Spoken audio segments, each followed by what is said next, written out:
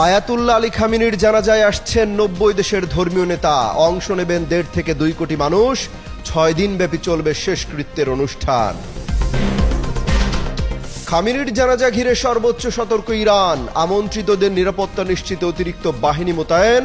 সীমান্ত এলাকায় বাড়তি নজরদারি। এবার গরু জবাই নিষিদ্ধের রায়কে চ্যালেঞ্জ করে সুপ্রিম কোর্টে থালাপতি বিজয়। হাইকোর্টের রায়কে আইনি কাঠামোর পরিপন্থী বলে অভিযোগ। ভয়াবহ বন্যার কবলে আইভরি কোস্ট, অব্যাহত বৃষ্টিপাত, ভূমিধস, নিহত অন্তত ১২। এখন পর্যন্ত ৫৯ জনের প্রাণহানি। আরব সাগরে হঠাৎ জরুরি অবতরণ করল মার্কিন হেলিকপ্টার। ৪ ক্রুর মধ্যে ৩ জনকে জীবিত উদ্ধার। শত্রুপক্ষের হামলার ইঙ্গিত মেলেনি, দাবি পেন্টাগনের। ভূমিকম্পের পর ভেনেজুয়েলার আকাশে রহস্যময় লাল আলো।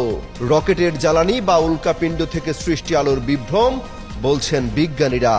নজরের বাইরে হার্প টেকনোলজি।